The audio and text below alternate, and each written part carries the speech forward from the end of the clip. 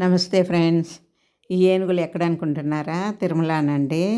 ప్రతి ఉత్సవంలోనూ ఈ ఏనుగులు పాల్గొనవలసిందేవి. ఇవి దేవస్థానం అండి. తర్వాత తిరుమల గురించి చెప్పాలంటేనండి, అసలు ప్రతి బిట్టు కూడా ఎక్కడ మూల మూల కూడాను మనం వర్ణించి చెప్పవచ్చు. దేశం మొత్తం మీద తిరుమల అంత బాగా ఏ గుడిలో ఉండదనుకుంటాను నాకు తెలిసి. దేవ ఇప్పుడు మన ఇండియాలో ప్రతి జిల్లా నుంచి, ప్రతి నగరం నుంచి, ప్రతి డిస్ట్రిక్ట్ నుంచి రాని వాళ్ళే ఉండరండి తిరుమలను.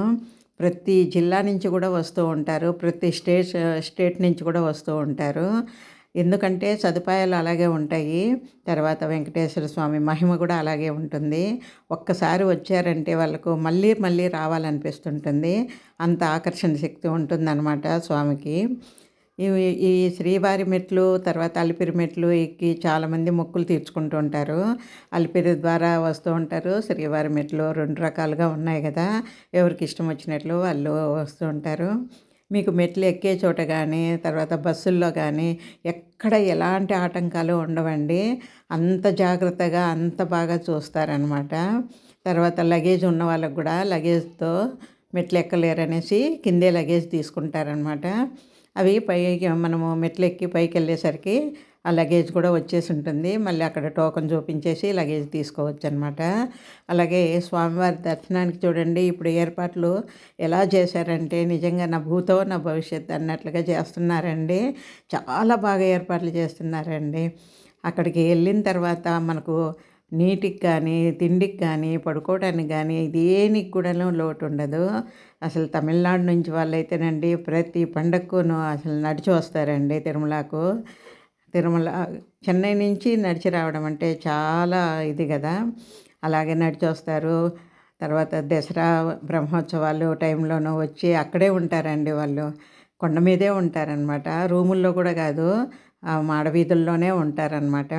అక్కడే మాడవీధుల్లోనే బాత్రూములు, తర్వాత టాయిలెట్స్ అన్ని సదుపాయాలు ఉన్నాయి కదా, స్నానం కూడా చేస్తారనమాట. చేసి అక్కడే బట్టలు ఆరబెట్టుకొని, ఫుడ్కు లోటు ఉండదు, వాటర్కు లోటు ఉండదు కదా, అందుకనేసి వాళ్ళు అక్కడే ఉంటారండి 10 రోజులు కూడాను. చాలా సదుపాయం ఉంటుంది తిరుమలలో.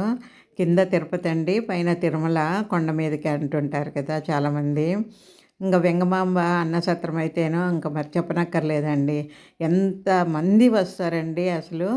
ఒక్కరికి కూడా అసలు మాకు ఈ పదార్థము మాకు చేరలేదు అనకుండాను ప్రతి ఒక్కరికి అన్నీ అసలు మనము తినేసి చెయ్యి కడుక్కొని బయటికి వెళ్ళేలోగే మొత్తం క్లీన్ చేసేసి మళ్ళీ అరిటాకులు వేసి మళ్ళీ జనాలు వచ్చేలోగాను కూర, చట్నీ, స్వీటు, వడ అన్నీ వడ్డించి పెడతారండి. అసలు మనము ఎవరైనా నలుగురు ఇంటికి వస్తేనే ఎంత ఇదైపోతాం కదండి. క్లీన్ చేసుకోవడం ఏంటి, పాత్రలు శుభ్రం చేసుకోవడానికి ఏంటి, ఎంత టైం. అలాంటిది అన్ని వేల మంది వచ్చి తిని వెళ్తున్నా కూడాను అసలు ఏ మాత్రము వాళ్ళకు అసౌకర్యం కలగకుండా చాలా నీట్గా మెయింటైన్ చేస్తారండి. అలాగేను తిరుమల మాడవీధుల్లో కూడానండి ఎవ్వరూ చెప్పులు లేకుండాను తిరగటానికి ఏమీ ఇబ్బంది పడరండి. ఏమీ ఒక చిన్న ఇసుక బిట్టు కూడా ఉండదండి గుచ్చుకోవడానికి. మనకు అంత నీట్గా అంత సదుపాయంగా ఉంటుంది.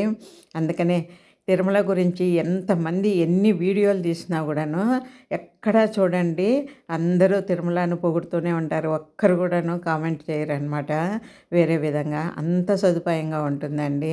నిజంగా భగవంతుడి మహిమ ఎంత లేకపోతే మాత్రం అండి అంత సదుపాయము అంత జరగడం అంటే చాలా కష్టం కదా.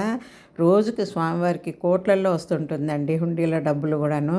కానీ హుండీలో డబ్బుల కంటేనూ అతనికి బ్యాంకులో వేసిన డిపాజిట్ ద్వారా వచ్చే వడ్డీ కూడాను అలాగే ఉంటుంది. నగలైతేనేమి, స్వామివారికి ఇచ్చే కానుకలను ఎన్ని రకాలుగా వస్తాయండి కానుకలు స్వామివారికి. తర్వాత స్వామివారికి మార్నింగ్ అలంకరించే పువ్వుల దగ్గర నుంచి నైట్ వరకు అన్నమాట ప్రసాదాలు, పువ్వులు అన్నీ కూడా డోనర్ చేయిస్తారండి. స్వామివారి పుష్కరిణి చూడండి, ఇందులో స్నానం చేస్తేనండి అసలు ఇందులోనూ ఎన్నో నదుల నీళ్ళు ఇందులో కలుస్తాయి అంటారు. ఎంతమంది స్నానం చేసినా ఎవ్వరికి కూడాను జలుబు, దగ్గు అలాంటివి ఏమీ ఉండవు. అంత నీట్గా ఉంటాయి. అసలు తిరుమలలో నీళ్ళేనండి ఎంత తీయగా ఎంత బాగుంటాయో అసలు. ఆ నీళ్లు తాగేసే ఉండవచ్చేమోనండి, అంత బాగుంటాయి నీళ్ళు కూడాను. తర్వాత ఎంతమంది ఎన్ని వేల మంది వచ్చినా కూడాను అసలు తొక్కిసలాట జరగడము అలాగ ఏమీ ఉండవండి. అందుకనే చాగంటి గారు చెప్పే ప్రవచనాల వల్ల అయితేనేమి భక్తుల్లో వచ్చిన మార్పు వల్లో ఏమో తెలియదు కానీ సేవకు వచ్చేవాళ్ళు జనాలు ఎక్కువ అయ్యారండి.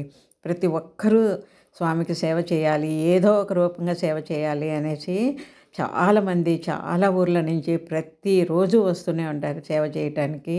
అంతటి భాగ్యం కలగడం ఎంత అదృష్టమో కదా నిజంగాను. ఎక్కడా లోటు ఉండదండి. మనకు తినే తిండి దగ్గర కానీ, నిద్ర దగ్గర కానీ అలాగా ప్లాట్ఫారం మీదనే పడుకుంటూ ఉంటారు కదా అందరూను. ఈ ఏనుగులు చూడండి నిజంగాను వీటికి ముక్కితే చాలండి అనిపిస్తుంది అనమాట. దాని దీవెనలు తీసుకుంటే చాలు అనిపిస్తుంది. అంత బాగా ఉత్సవాల్లో ఇవి ఊరేగింపు చాలా బాగుంటుంది.